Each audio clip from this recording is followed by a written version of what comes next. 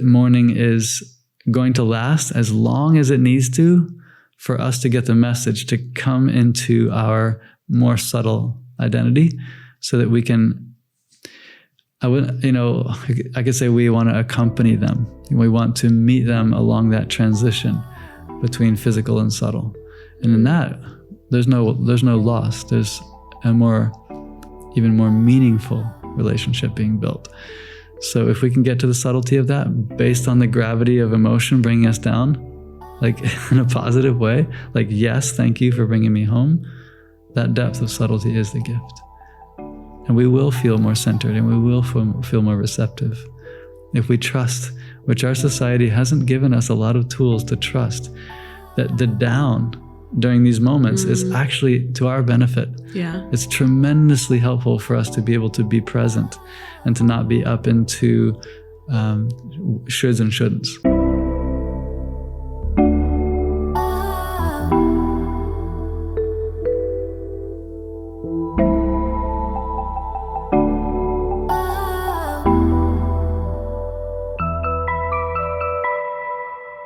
Hello, welcome back to Curious Ones podcast by Yandara. I'm Yael Ginzburg.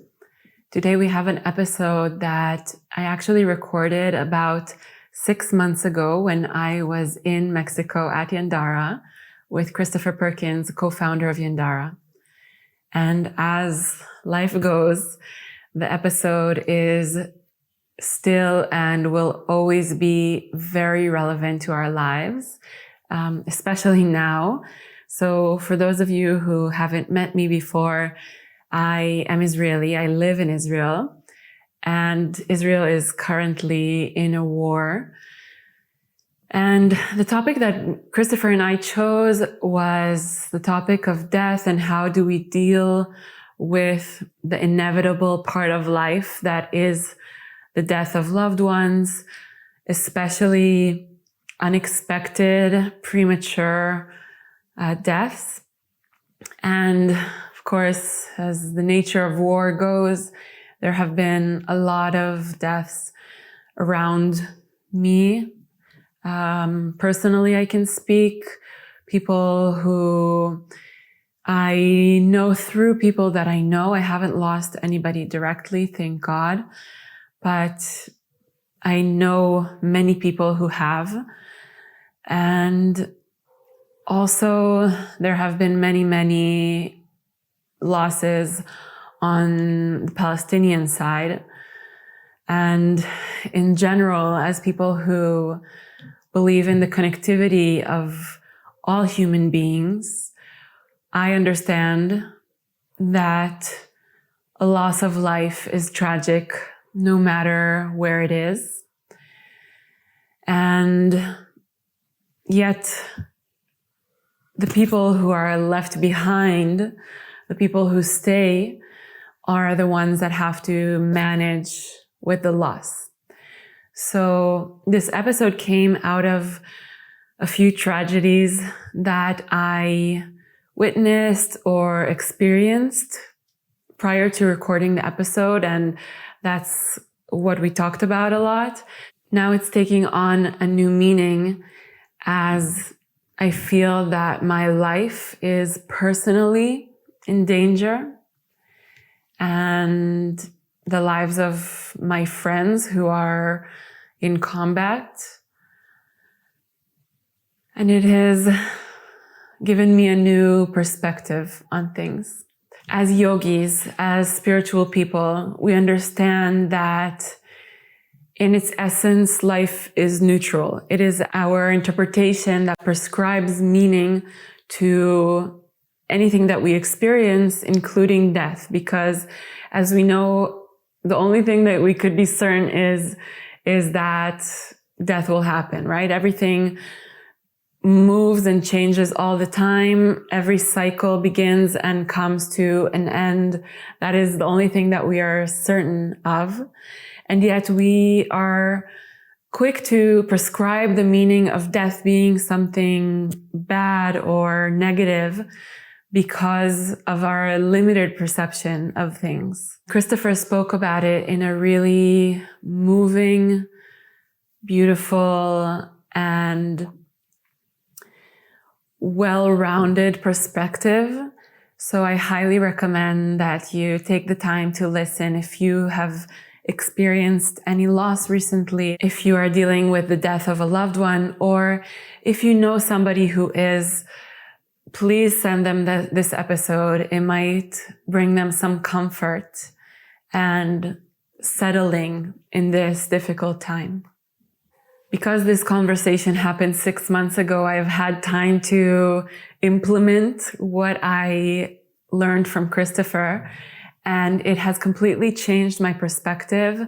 I find myself sharing it with people whenever the topic comes up, and I know that it will make a difference in whoever ends up watching this episode. So, without further ado, we'll dive into the episode. I'll just send out an invitation from my heart to yours. If you want to join our community, if you want to keep learning from the incredible teachers of Yandara and help us support this podcast, then please subscribe. Share this episode with somebody who will appreciate it, who needs to hear these words. It really makes such a big difference for us, and it helps us continue and provide you with free, meaningful, and heart-centered teachings. So we thank you in advance.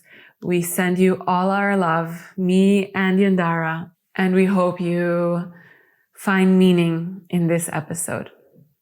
Let's dive in. The topic for today was actually requested by some of my friends because there have been a lot of tragedies that happened in recent months. The topic is an inevitable part of life, which is death.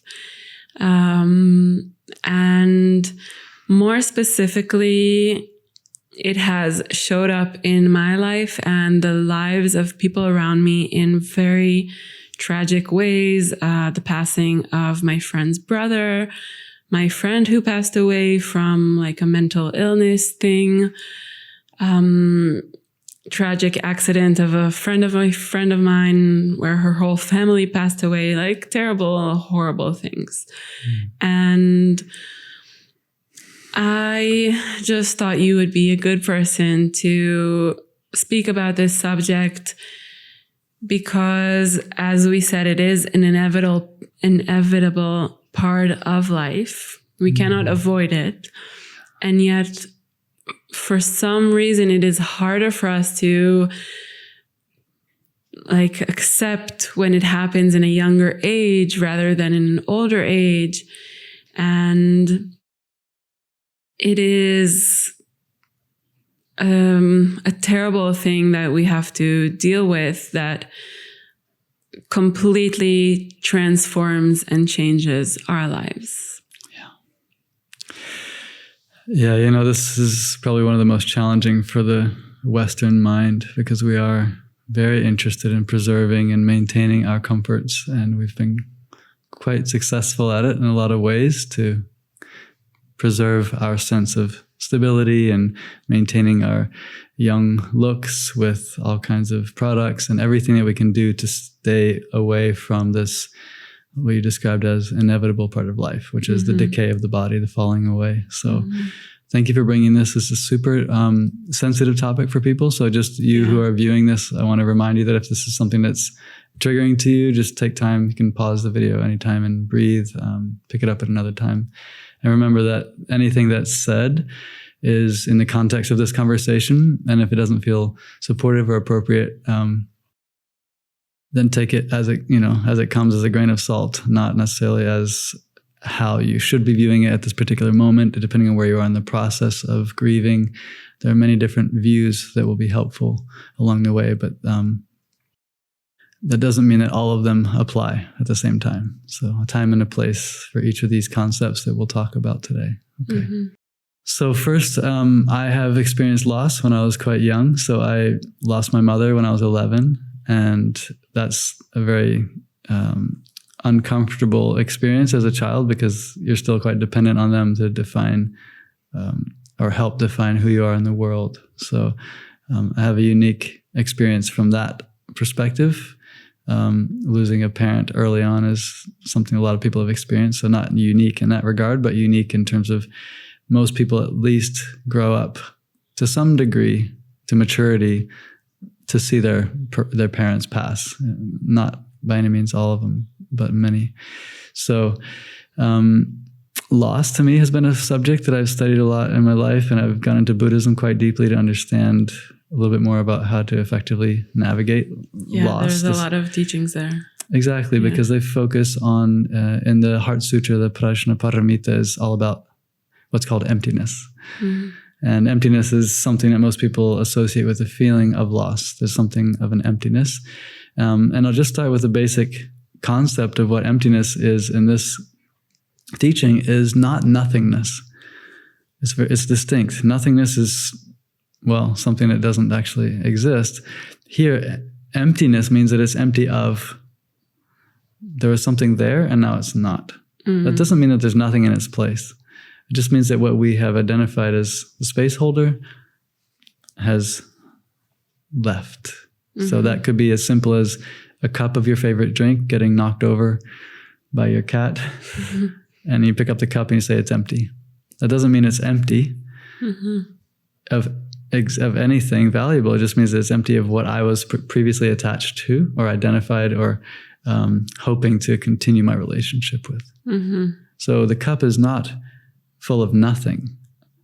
Because if I was to approach it as a scientist, I would look at the cup and say, okay, it's an interesting container. It's letting air in. So it's full of something that we call air, oxygen, hydrogen, nitrogen. We have all these different elements that might show up in there. So oxygen and hydrogen for us means life. If we don't have air or oxygen and hydrogen together in the appropriate mixture, then we don't live.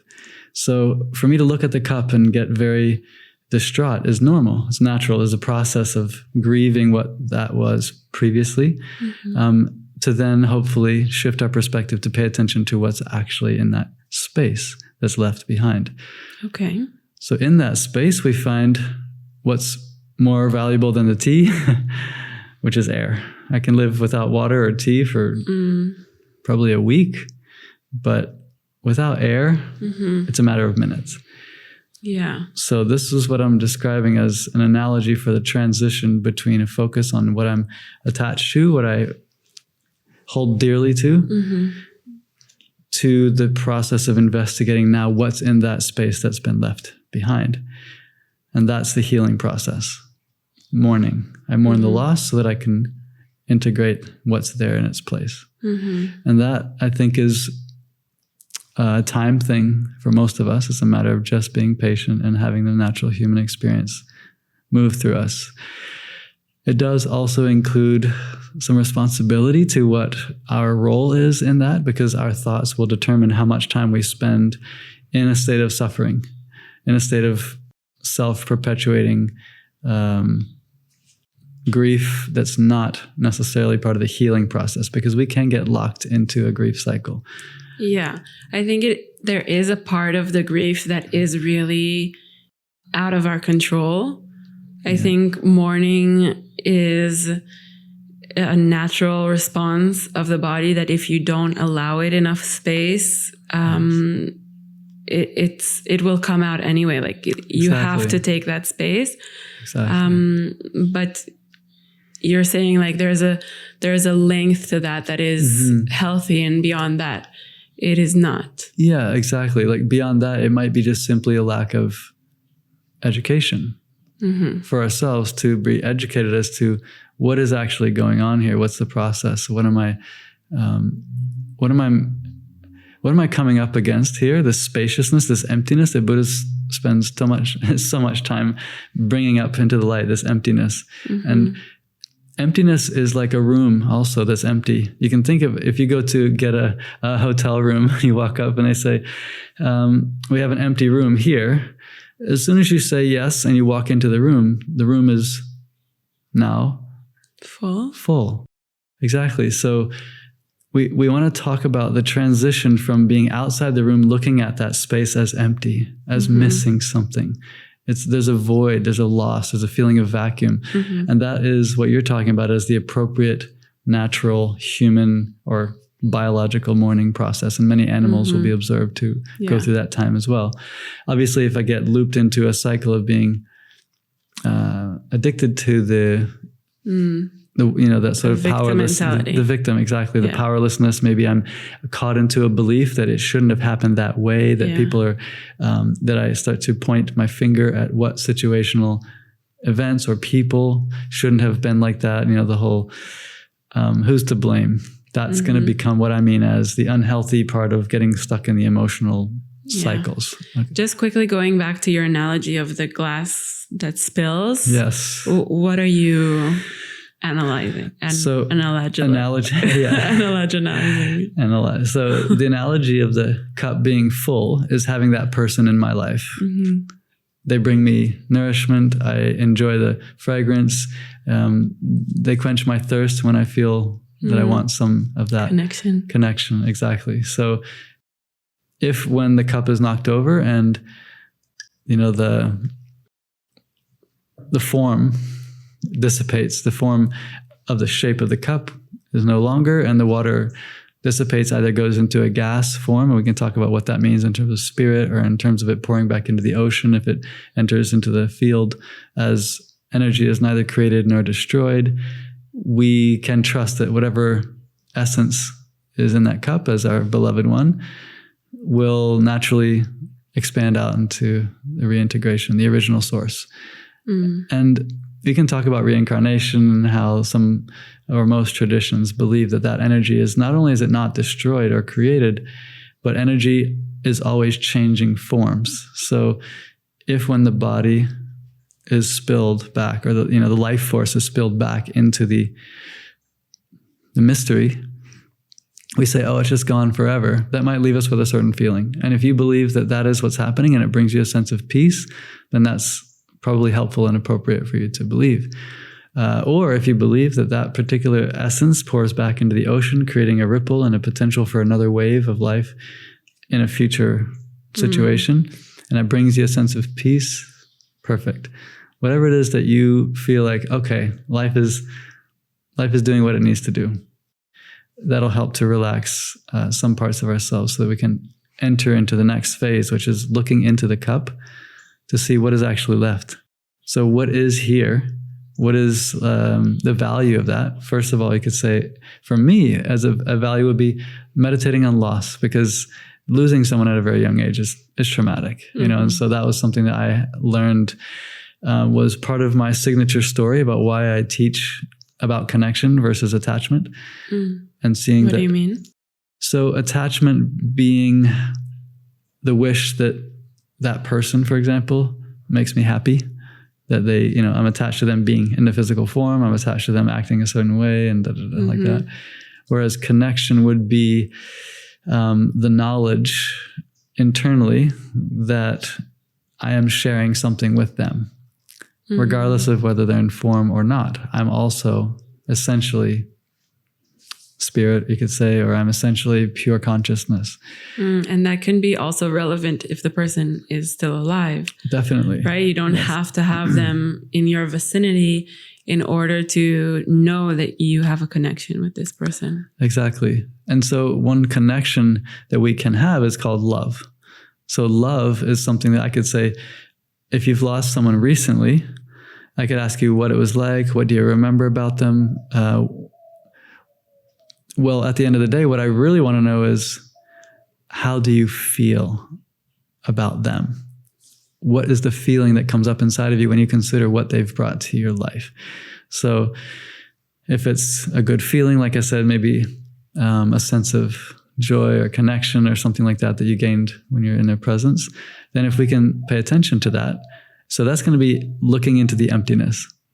So there's a spaciousness there. There's a void. But if we look into it, what is essentially still here? What has filled the space that we weren't aware of when we were still attached to the body. The body, exactly. What we weren't aware of was that the essence of what they have brought to us, which is a sense of connection, a sense of love, a sense of shared experience, whatever that is, that will still remain, because we're the ones that have been cultivating that as a notion of why we want to connect with them. It's in us.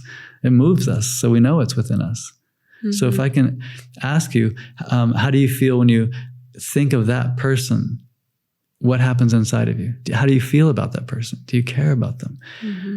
And then all of a sudden, you'll have another awareness arising of something that's not limited to the body or even them physically being here. So then we start to gain mastery over our mind, which can easily slip into the victim or the egoic version that always sees itself as a separate, as a unique, completely independent thing. We are unique, but there are also aspects that are universal. And so if we can pay a little bit more attention in those moments when we're starting to bridge that gap between suffering and normal mourning into the evolution, into the deepening and gaining the gifts of that experience, it will be something like that shift. What is inside of me when I think about them? If I really just care about them, what happens? And as soon as I feel something, then I can relate to them directly. Because their physical body doesn't determine whether or not love is present. We've been able to love people that have been dead for many, many, many years. We can still love them. We can love them even more so sometimes because we let go of the differences that their body represents. Yes. And that can be a gift, like I mentioned, the sacred air that we found in the cup, that most essential and life-giving quality that's present when the body is, given back to the ocean. We're given access to that original essence, or at least it's made potentially more available to us. Yeah. For somebody who's in the mourning phase. Yeah, the initial stages of loss. Yeah. And feeling, unsettled and ungrounded and not sure how to define themselves, perhaps without that person physically in their lives. And I would say there's this heaviness that overflows your whole being. Yes. That you can't get away from, but I don't know if you should or want to get away from it. No, it just is there. Yeah.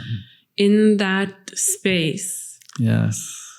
Is there something that can give a hand? Absolutely. You just nailed it. So when you said the helping hand, for us to integrate that process, for us to sort of receive the benefits perhaps of that experience, I would call that emotional gravity that you're describing. You talked about as heavy, which in yogic terms is apana, the downward movement.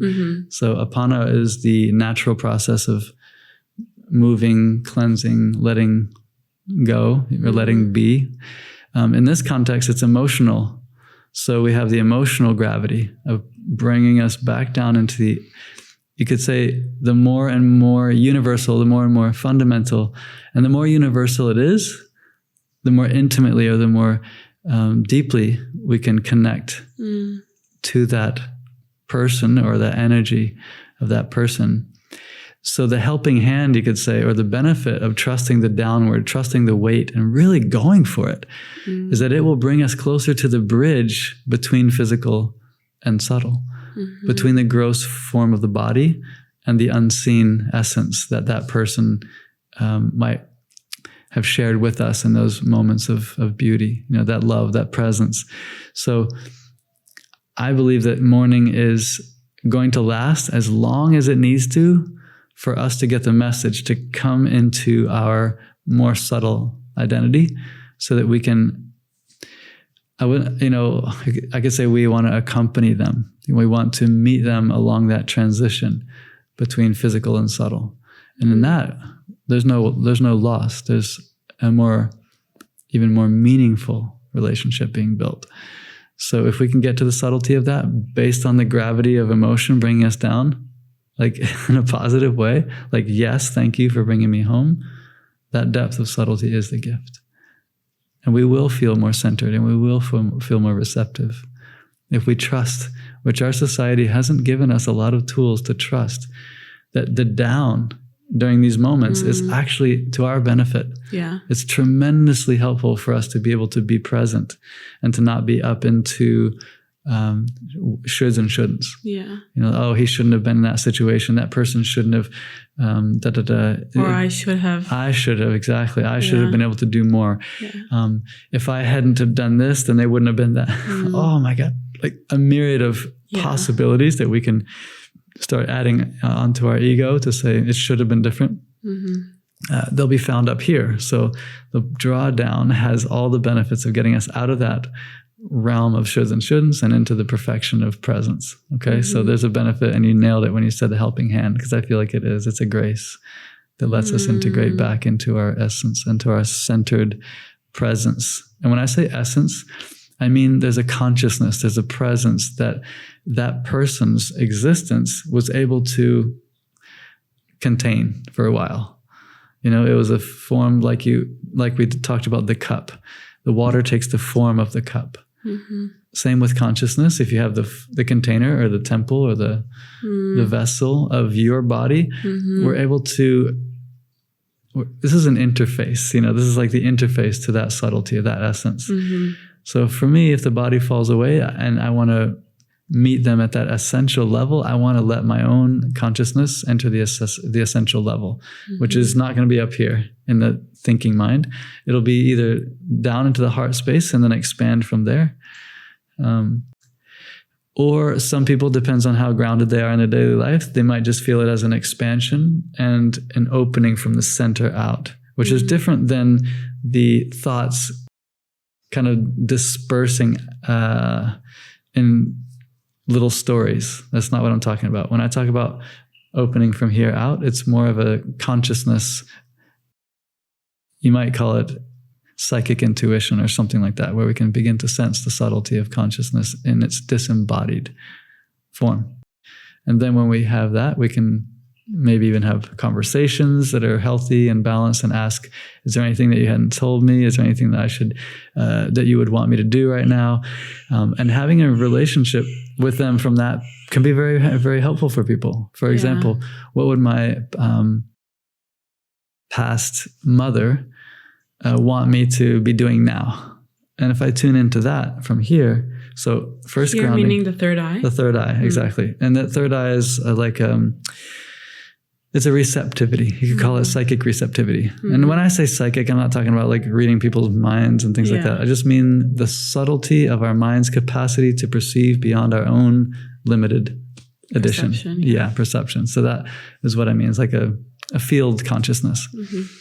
Comes through from meditation practice or any kind of contemplation, or even extreme traumatic events can help people have like near-death experiences, things like that loosen their grip on the individual and physical and reveal the subtlety of the conscious mind or the psychic field. And that's where we meet them. So what would you say if you had someone who's passed and they were here? What would you want to ask them?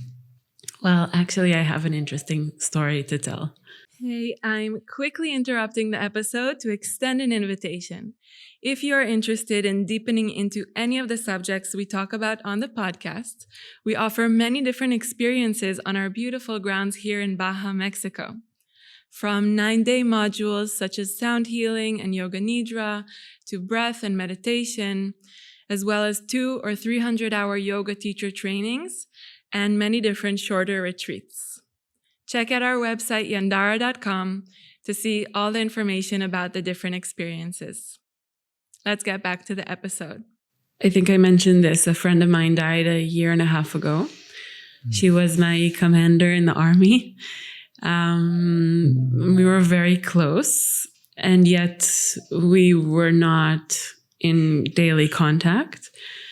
And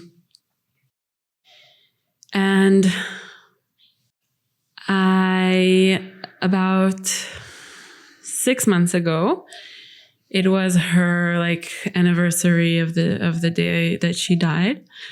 And there was this whole ceremony and a memorial. We went to the cemetery. There was a thing in a synagogue afterwards. Like, it was really beautiful ceremony.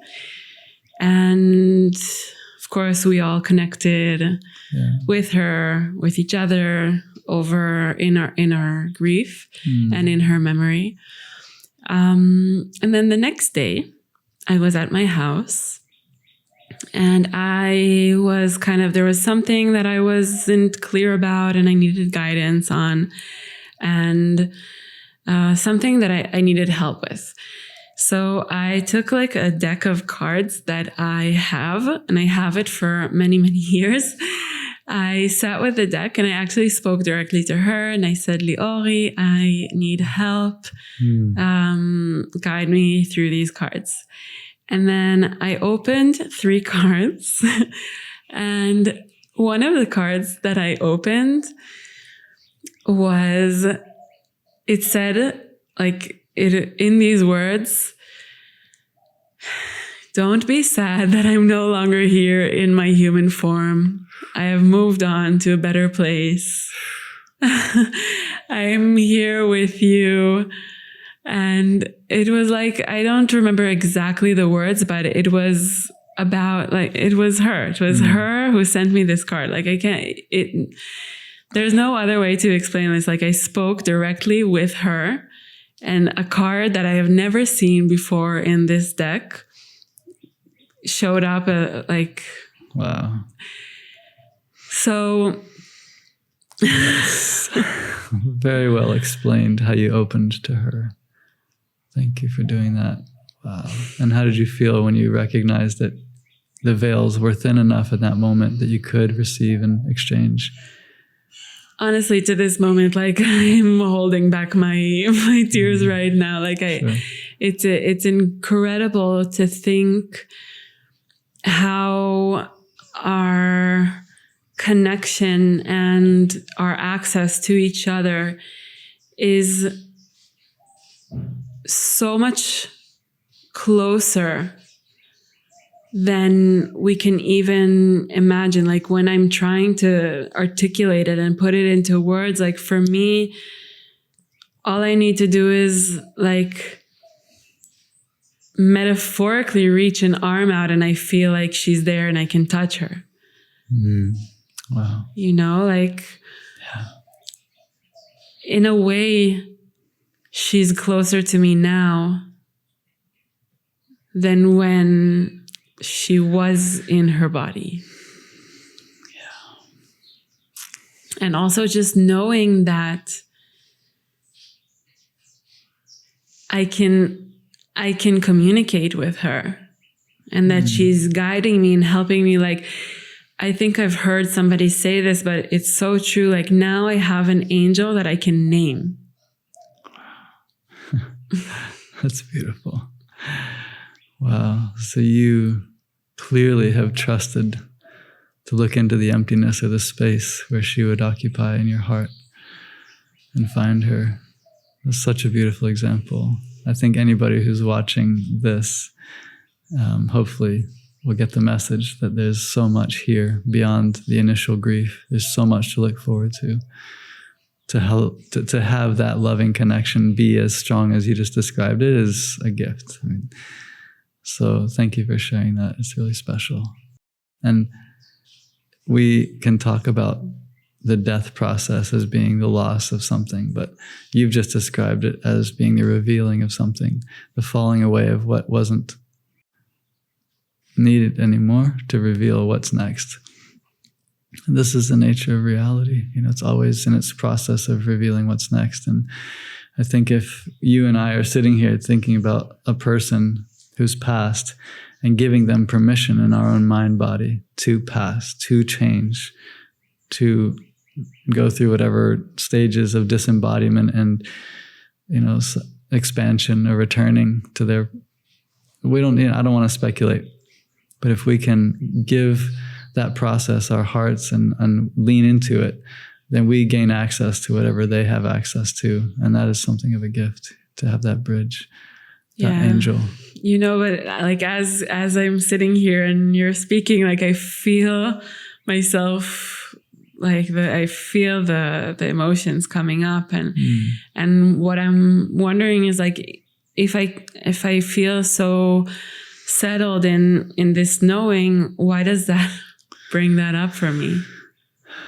Well, and the word emotion, we can think of it just simply as emotion or energy in motion. Energy moving is what keeps us alive. Mm-hmm. And our society doesn't maybe support that as a normal.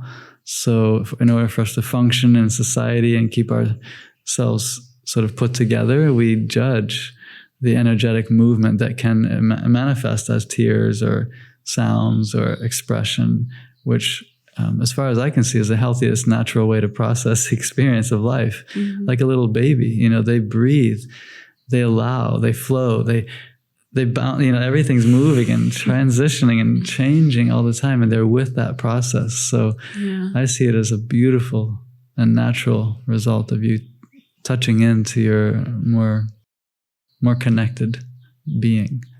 So there's nothing that I would say is an issue with being moved by the spirit of what you're saying. Mm-hmm. It's not culturally supported, but that doesn't mean that it's something out of place. It's exactly meaning that it's not like sadness. It's just being moved by the energy of the emotion. Yeah. And as human beings, we have certain parameters or certain capacities for experience of that energy, and that energy has a certain momentum and a certain breadth and a certain power. And if we are resistant to a certain degree, then to that same degree we will feel uncomfortable. And if we are open and allowing and trusting that life is always having its best go at it, like if we get out of the way, the body will do a certain thing. It'll breathe, it'll cry, it'll do whatever it has to make the best possible outcome. Like you mentioned earlier, it's on our side. Our body, our emotions, our hormones, it's generally exactly as it needs to be. If we're not getting in the way and resisting it so much, it has a really good plan for dealing with this. So one of the ways that we can become less dramatic, you might say, in our feeling of that depth is to allow. To practice the allowing. Yeah, let's talk about that, because I think that is a huge problem in our society, that we're taught to push down the emotions that are coming up and resist this energy that is in motion. I would love to hear you speak about that. Well, society is geared towards production or making sure that we're progressing in our whatever it is, and that requires us to show up for the 9 to 5, for example, production. And the way I see it, the society built on, you could say, consumerism, requires us to show up in a certain way to get the job done. And everything starting from early on in school says that if you lose your ability to get the task completed because of a desire or because of a feeling or because of a movement of energy that's so naturally built in to keep us. Yeah, because of being a human. Because of being. Basically. Exactly. We have a lot of intelligence built into us, which gets trained out of us pretty early on by the structures that most Western societies will put on education. And so for me, it has a lot to do with unlearning. The experience of allowing will put us in an uncomfortable situation in a workplace, for example. If everyone is expecting us to have it together, then we're going to either, if we find that we're unable to process it like that, we'll find a way to distract ourselves. We'll find a way to suppress. We'll find whatever entertainment or whatever form of suppression, whether that's through addiction or any dissociative tendencies. When I talk about addiction, I'm not just talking about substances. I'm also talking about thought, just addicted to fantasy, addicted to any number of things that is going to help us get a distance from the power and the incredible benefit of natural flow. That is So that's a hard one, because our natural flow state isn't going to fit in so easily sometimes to the expectations that are put on us. Mm-hmm. So either we have to be willing to sacrifice a little bit our comforts and go with the flow, or I should say, either we sacrifice our greatness and stay in the structure of it should be like this. I have to keep it all together all the time, not let anybody know. Or I take a risk and lay my cards on the table as you did to see what comes. And when you spread those cards and you say, okay, what's next? It might be tears. It might be laughter. It might be a little bit of an alternative route.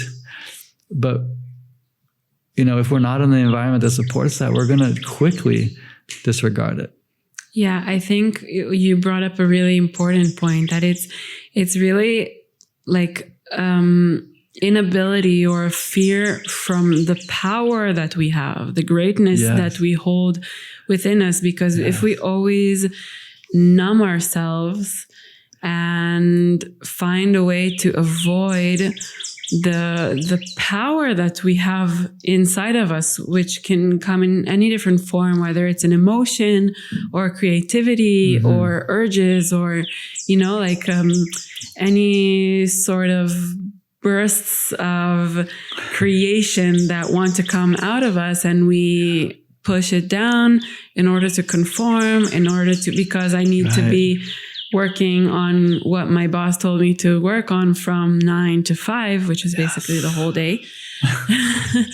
Then there is no space for anything else. Mm-hmm. Exactly. And even if you don't have a 9 to 5 job situation, we may have been trained when we were 4, 5, 6, 7, very young, through the education system, that even if we're here, maybe you don't have a boss, those imprints and beliefs will still be dormant, potentially, until we investigate under the surface.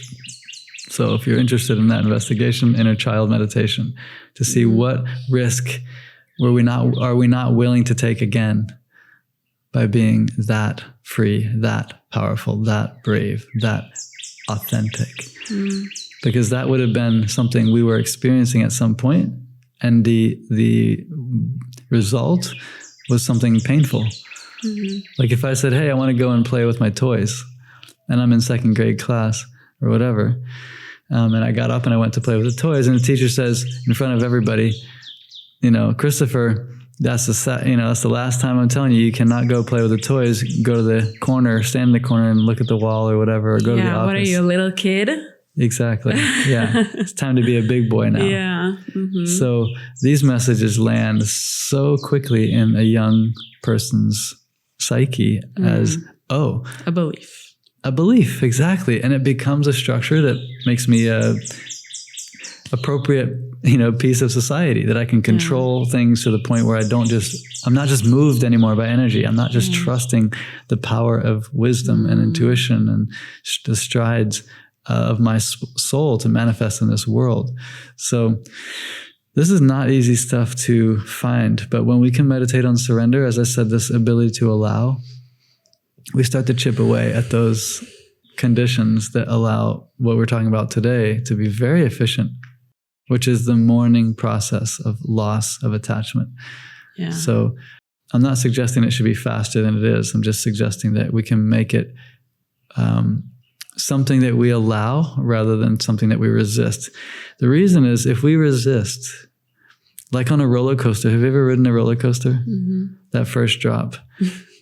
So I use this analogy sometimes because it's so powerful. When we're going down that first drop, if we start to resist that gravity, that draw down into the depths, if we had emergency brakes and we could pull those brakes on the way down, we'd slow our descent. We'd interrupt the natural gravitational pull, and we'd get down to the bottom and we get stuck there. Mm-hmm. And we sit there and we think, oh my God, this mourning process is taking years. What is wrong with me? Yeah. It's not that the process takes years. It's that we have spent years learning how to resist our natural ability to process. We spent years training ourselves to control, to hold back, to put the brakes on it at any inference that there's a call home, that there's a draw down to stay positive, to stay functional, to stay whatever it is. Yeah. Acceptable. And I think that there is also this kind of, it's a term like toxic positivity. Yes, exactly. Which is like spiritual bypass can be a form of, yes. That you're not letting yourself feel the emotions. So of course you're staying level. Yeah. But that doesn't mean you're dealing with it. It means you're avoiding it. Exactly. And this is a very internal process of checking. Mm-hmm. Has this been investigated? Have I given this permission? Have I let myself melt down into the natural rhythm of this cycle? And you're describing something that is really common amongst yogis, having a really, yogis are attracted to yoga because we're seeking reconnection. And we can also use that same philosophy to avoid our connection. Because I think, spirituality is something that we're learning to, in the West, we're learning to make sense of through emotion, through therapy, basically, through emotional transformation, because that's what we need. I think the West is somehow, like you're describing, most of the time staying in a sort of toxic positivity to get through the day. Mm-hmm. So for us, particularly as yogis, to trust that spirituality is not a cardboard cutout of philosophical, those little snippets of it's all good and, the universe is good perfect. Vibes only. Yeah, good vibes only. Yeah. These are terms that if they're happening, if it's true, then it is true. But if it's not, then it's just not. Yeah. And that's important to let go of these philosophical sort of discrediting my own experience sayings. Yeah. I think because so many people are going through things within themselves in a lot of spaces, not all spaces, but in a lot of spaces, there is no room for you to bring like the heavy stuff. Yeah. Definitely. When you're not feeling great. So even when somebody's asking you, how are you? They don't really want to hear the answer. Right. Very common hello would be fine. Yeah. Yeah. And not that you should bring everything to every place, but we are encouraged to like be positive and like be good most of the time. Yeah, for sure. And obviously that's not the case. I think the conversation is changing on that, but it's not the case all the time. Yeah. We're not always happy. We're not always good. We're not always in a good mind space or head space. We're just not.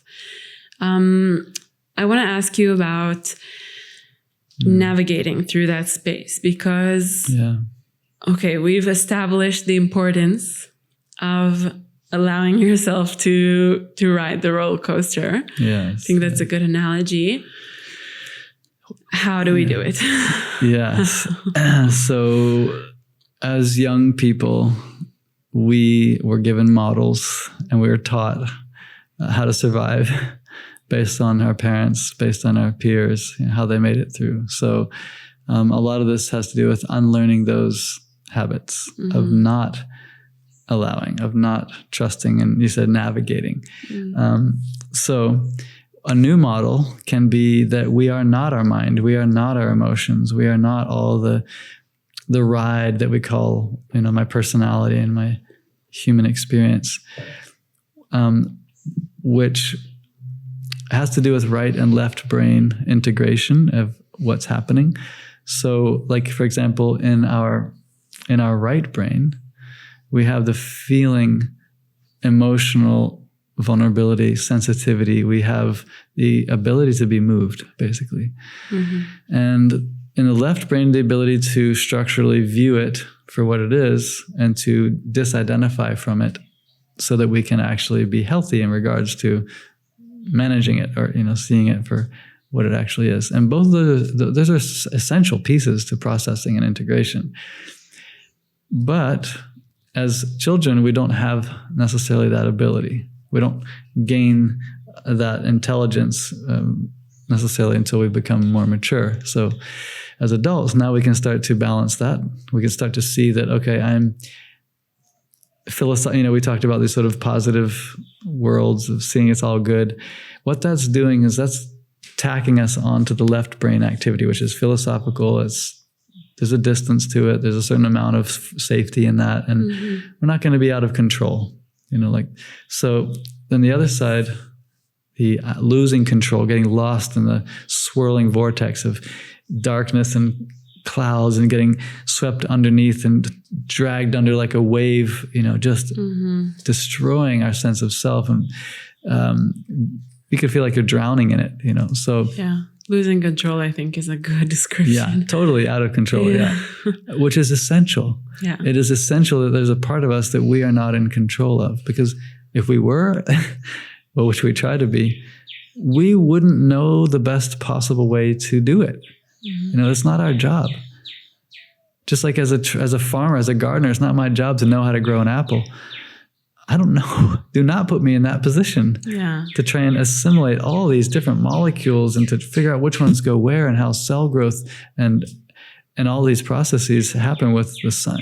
No. Yeah. I don't need to know that, and I don't want to pose the idea that I could know that, though it is built in genetically. Yeah. And if I trust it, boom, it happens. And as the farmer, you need to make sure that you have the right conditions. Exactly. That's what I'm in control of. That's the left brain. What I'm talking about is, can I create an environment of healthy perspective and permission, hands off, to let the emotional movements happen. Yeah. And also the space, I think, because if you fill yourself up with meetings and, activities and work or whatever, then you can easily coast by without feeling the depth. Right.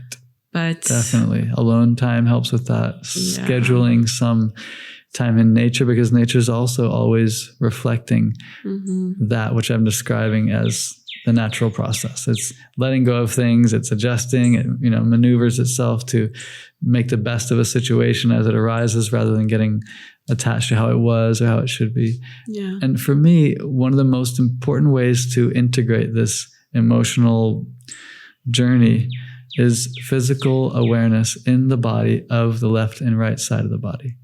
And using that, this is actually based on EMDR, which is scientifically researched, and it's been proven to give people with PTSD the ability to balance and become less overreactive, like less trauma arises when, for example, a loud sound happens. They can hear the sound rather than just hear their past trauma coming up. And one of the ways is like through yoga, it's left and right stimulation of the body through different postures, through rotations. EMDR uses the eyes. So looking left and looking right, which stimulates the different brain hemispheres consecutively. So making a physical contact on the left and then the right, a physical contact on the left leg, the right leg, left finger, right finger, has the natural, scientifically proven effect to stimulate both hemispheres of the brain consecutively to create that balance that we as adults are equipped with if we're not lost in fear of the emotion or attachment to the control that the left brain offers us. Yeah, so physically balancing both sides of the body. Yes, and particularly stimulating left and right, left and right consecutively. This is a therapeutic approach to giving emotion a place to be and giving the perspective that will help it to process more naturally.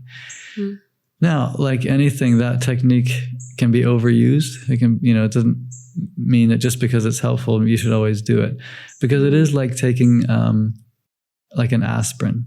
It is anti-inflammatory. It lowers the intensity of the experience so that we can become present and work with it healthily. So if we are overwhelmed by that roller coaster ride and we're just like getting lost, then that's when we ought to apply something. And so soft, deep breaths.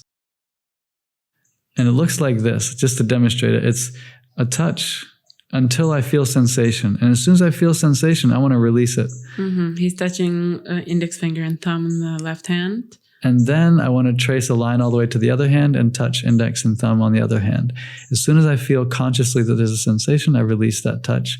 And like I'm tracing with a laser up the arm, cross the heart, down the other arm, touch the other one. So if you think of it like a ping pong match, there's one touch. And the ball doesn't stay on the paddle. It just touches. And as soon as it leaves the paddle, it travels and then it touches. So traveling, touch, traveling, touch. And the touch should be conscious, and it's important that it's a wholehearted attention on that physical sensation, because that's what is going to integrate us with the process that's required for healing, which is presence in the body, because all the hormones that are being sent into the body to process or to give us signals of how to be safe won't be able to create safety until we've arrived in present time and assessed the current situation, which is fine, actually. Usually it's quite fine.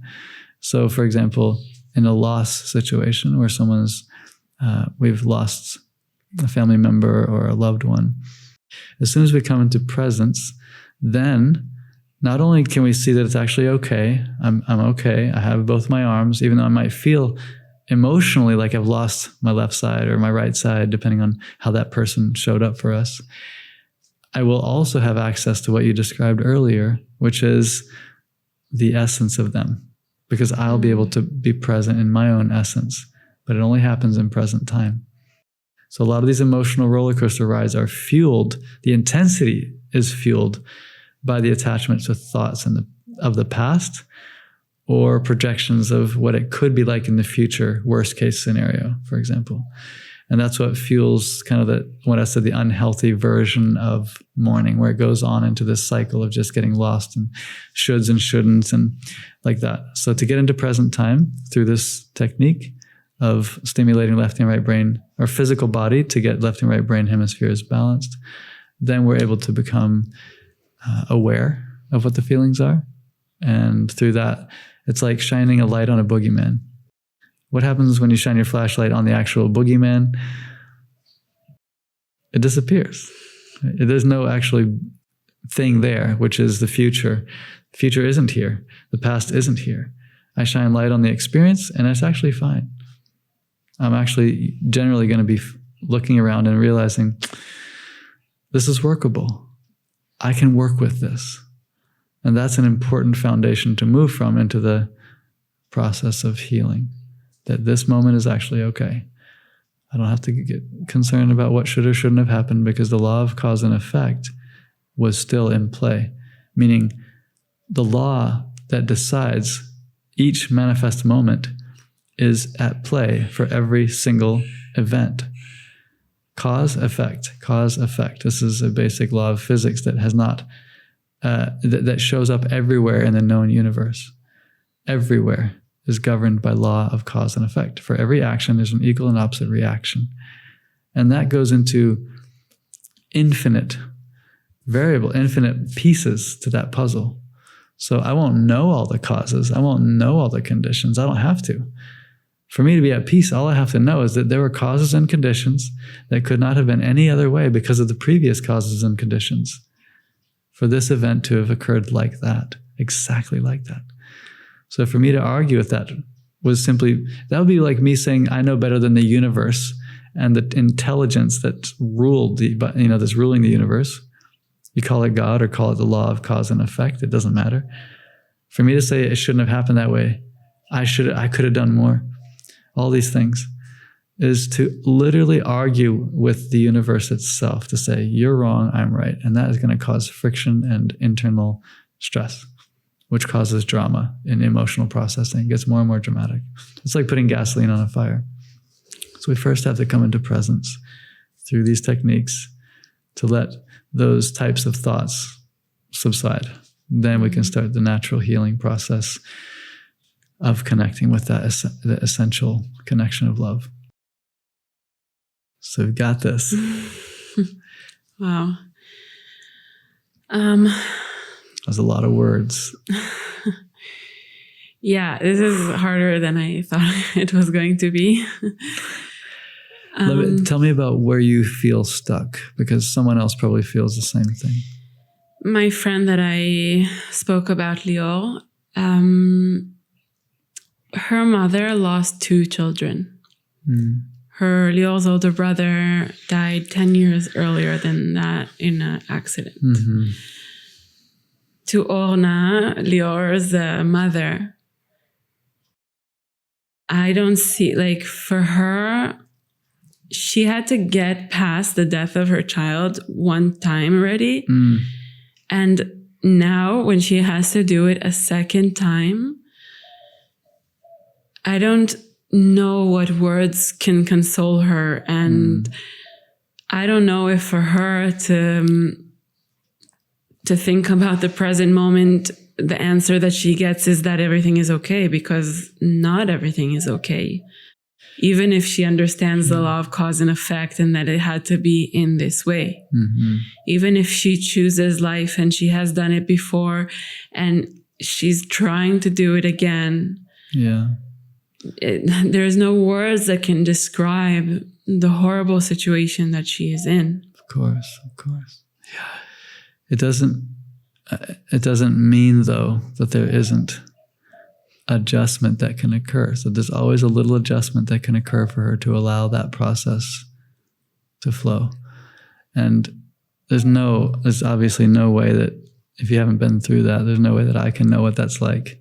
And there's no words, as you say, that she would be able to hear that would make it okay. I don't mean to suggest that. But what I do mean to say is that if and when she's ready to seek an alternative to continuing to suffer, that she can apply a little bit of technique to help her allow a little bit more deeply the letting of reality be what it is. Because the suffering is the argument against reality, that it shouldn't have happened like this. That's suffering. Pain is different. Pain is a natural and normal side effect. So there's 2 things. One is the pain that we try to avoid by thinking that thinking helps us get away from the pain. And usually when we're thinking, things are going to get weird. Like, it shouldn't have happened. How is this possible? Nothing. Why me? There's no God if this is, happening. It doesn't matter. All that stuff's going to be up above the neck. All the thinking about this is going to cause tremendous prolonged suffering to believe that process is going to get you anywhere. So at some point, hopefully sooner than later, she'll get so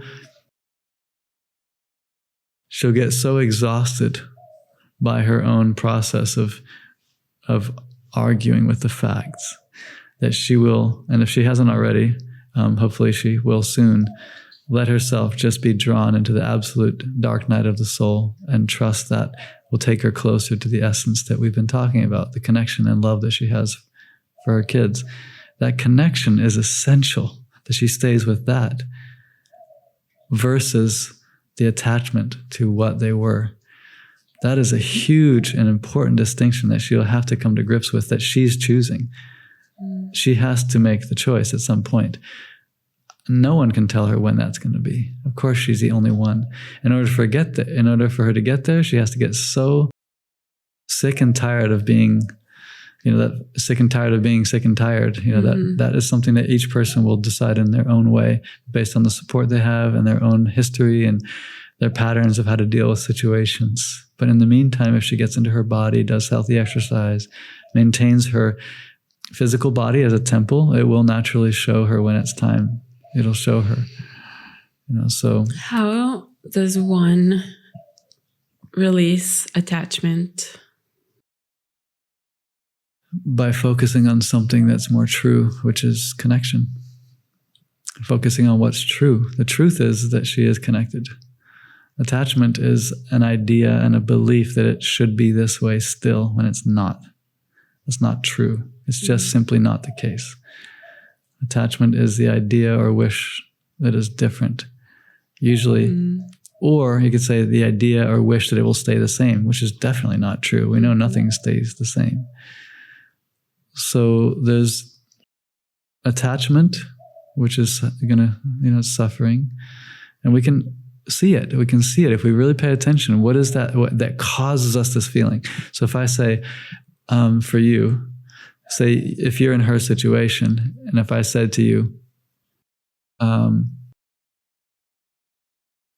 what could you have done? Like, what could you have done to avoid this situation? She could not have done anything. Right, exactly. But in her mind, she probably has entertained this idea that she could have done something differently. She should have done something differently. So her attachment in that situation would be that she has some power to know the future or whatever it is she's attached to, some idea that she could have done it differently. And it's just not the case. It's just she did the best she could, as we all do all the time. Not that we're doing some ideal thing, but we're doing the best we can. So I don't know what's causing her particular process to go longer in the suffering. Pain is normal, pain is natural.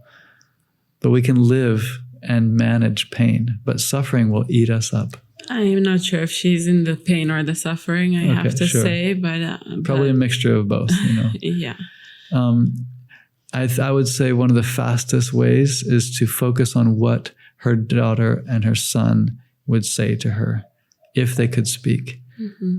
If they could speak, what would they tell her to do? How would they want her to be moving through the world?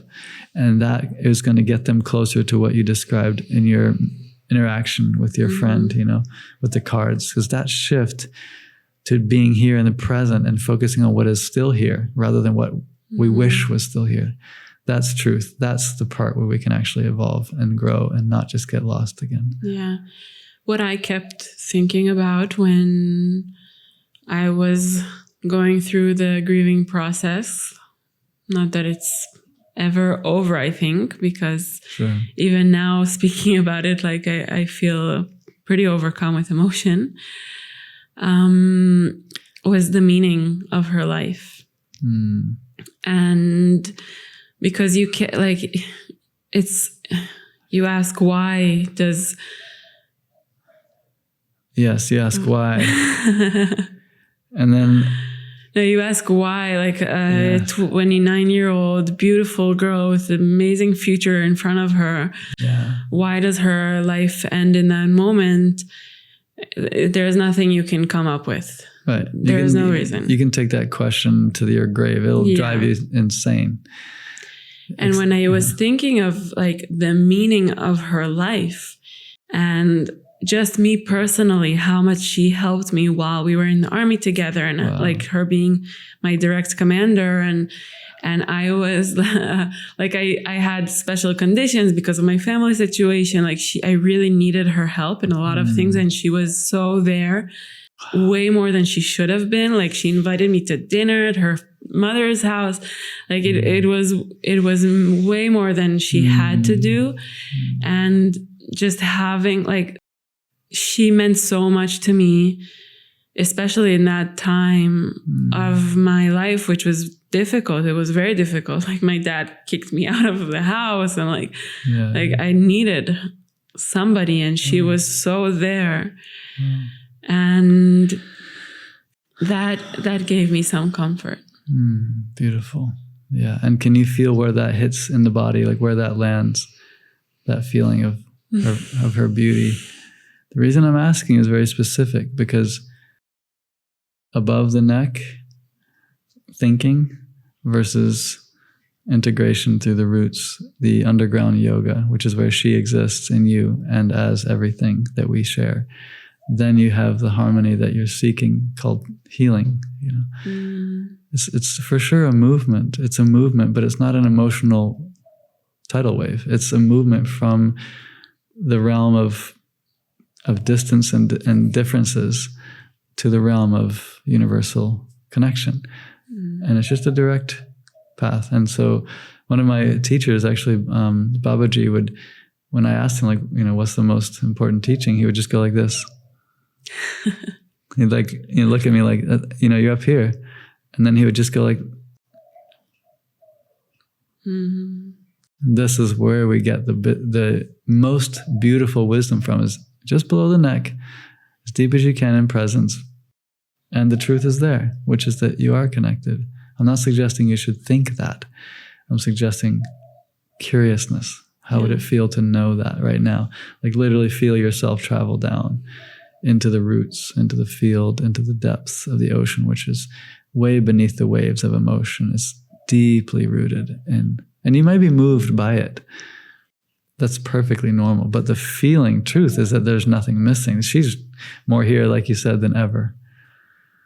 That's the fact, is that when we check in, actually, whatever we felt valuable about this person is so much more deeply available now than it ever was when I was distracted by their physical happening. Yeah. Do you understand what I'm saying? If you let yourself deep down into that root connection. Yeah, but you know what else that brings up for me? Like how sometimes we may feel insignificant or unimportant or unworthy, or, you know, all of these things that we so easily get caught up in, and how much meaning we actually do have in the maybe even small ways that we touch other people's lives. Is that coming up as you explore how it feels down in that sort of realm of connection? No, it's coming. It's coming from remembering like the meaning of her being here, which is the opposite of what you're saying. But so that's a beautiful thing, because it'll move you, right? It'll bring some emotion, I hope. And that means that you're starting to feel gravity again. So the thoughts of what you're grateful for and what she's meant, they link directly into a movement of emotion. That will give you a trail back down below the neck. So where do you feel that movement of how much you cared about her, how much value? Feel it like the solar plexus. Well, if you allow your attention to go all down, your mind, your thoughts, everything to go down into this area, nowhere else, just there, just flowing down through that area, either straight down or down and out. Does she feel further or does she feel closer? She's right here. She's in the room recording with us, obviously. Okay. And when you allow that connection, is there anything missing? Is there any mourning? Is there any loss? If she's here in this room, is there any suffering or struggle? If she's here now? No. Is that okay? Do you deserve to live in harmony with her love? Yeah. I'm asking you because many people don't believe that they should get to live in harmony and in love if someone else's life was taken. If someone else's life was taken, then I should feel guilty for living? No. You should feel connected and living with her, with that support. You know, that's what she is here for now. The meaning of her life now is not in the physical, but it's still life. Yeah. You know, that's the way I see her serving this moment, to be present with you and to give you a truth that's not going to end up being found up here.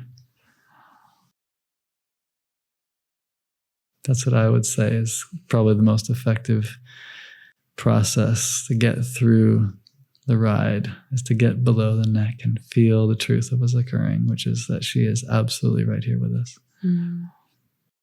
Anything else? I was just about to ask you that. Well, I just want to thank you for being so open and ready and willing to trust this topic, which is so personal to you right now. It's not easy, and I think a lot of people that are going to be watching this who've lost someone will understand how hard it is to make that transition from what we have been doing to how it can reveal a different experience. Yeah. So maybe just as the last question, what would you say to people, or like how would you guide people to be there for others when they have lost someone close to them. Of course, yeah. So the most important thing is timing, making sure that we're not trying to rush or push or expect or to get the other person to not feel.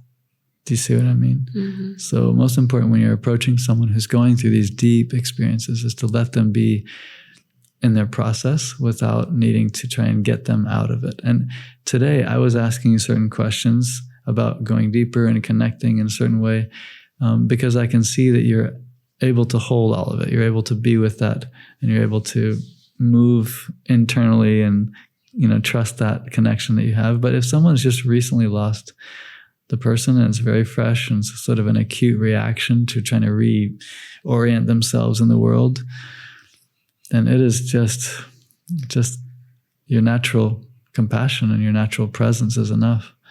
Letting yourself be moved with them. Taking the opportunity to have compassion, which means to feel of another person's passion, to feel of another person's experience, to be empathetic.